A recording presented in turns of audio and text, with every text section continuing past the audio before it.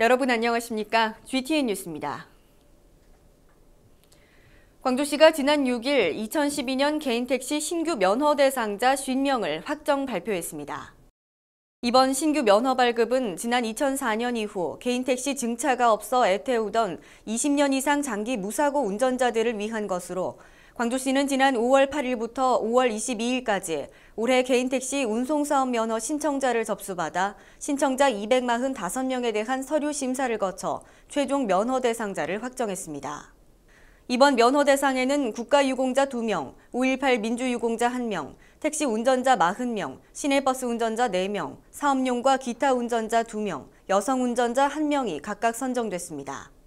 이번에 면허를 받은 개인택시 사업자는 2013년 2월 5일까지 운송사업 개시 신고를 마치고 운행에 들어갑니다.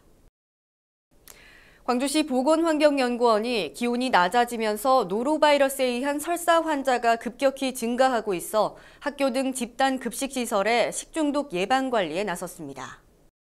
광주시 보건환경연구원은 연중 광주 지역 병원을 찾은 설사 환자들을 대상으로 원인 병원체를 검사한 결과 지난 10월 수집된 설사 환자 가건물의 24.5%에서 노로바이러스가 검출됐다고 밝혔습니다.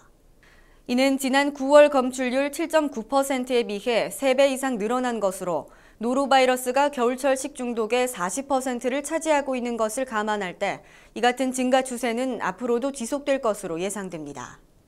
광주시 보건환경연구원은 노로바이러스가 환자의 구토물이나 설사변을 통해 다른 사람에게 쉽게 감염되기 때문에 자주 손을 씻고 가열 과정을 거치지 않은 음식과 어패류 등의 섭취 시 주의할 것을 당부했습니다.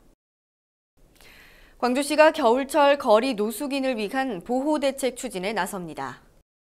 광주시는 지난 11월 1일부터 내년 2월 28일까지를 노숙인 집중보호기간으로 정하고 고속버스 터미널과 광주공원 등 노숙인 발생 우려 지역을 중심으로 거리 상담과 순찰 활동을 강화한다고 밝혔습니다. 이를 위해 5개 자치구의 전담 점검반을 편성 운영하며 노숙인에게 귀향 여비를 지급하거나 시설 입소를 유도하고 응급 환자의 경우 즉각적인 병원 이송 등을 통해 구호 활동을 펼칠 계획입니다. 한편 광주시는 여성 노숙인 전용 생활동 건립, 광주 희망원 생활동 리모델링 사업을 추진하고 있으며 내년부터는 노숙인 자활 촉진 프로그램 등 노숙인 보호 사업도 강화해 나갈 계획입니다. 다음은 GTN 단신입니다. 광주시가 스마트폰 앱의 이용을 활성화해 도로명 주소를 알리기 위한 홍보 이벤트를 실시합니다. 이번 이벤트는 시민 누구나 참여할 수 있으며 최신 프로그램인 주소 찾아 앱을 통해 자기 집 건물 번호를 촬영하면 추첨을 통해 60명에게 아이패드와 차량용 블랙박스, 온누리 상품권 등의 상품이 제공됩니다. 당첨자는 11월 14일 도로명 주소 안내 홈페이지와 개인 이메일을 통해 확인할 수 있습니다.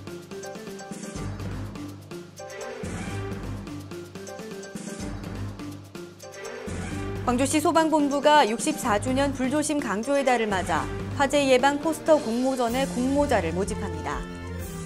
초등학생 이상의 시민 누구나 신청 가능하며 초중등부는 4절지 크기의 크레파스화나 수채화를, 고등 일반부는 포토샵과 일러스트레이터를 활용한 A3 크기의 파일을 가까운 소방서로 제출하면 됩니다. 접수 기간은 11월 19일까지이며 최우수작 2표는 소방방재청에서 주최하는 전국 화재 예방 포스터 공모전에 출품됩니다.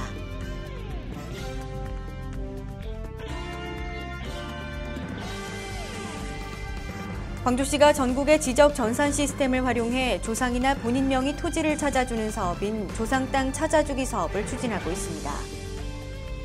열람을 원하는 시민은 재적등본이나 기본증명서, 가족관계 등록부, 신분증 등을 지참하고 시청이나 가까운 구청을 방문하면 됩니다. 1960년 1월 1일 이전 사망한 조상의 토지는 호주 승계자만 열람할 수 있고 이후 사망의 경우에는 배우자와 자녀도 열람할 수 있습니다. 이상으로 GTN 뉴스를 마칩니다. 시청해주신 여러분 고맙습니다.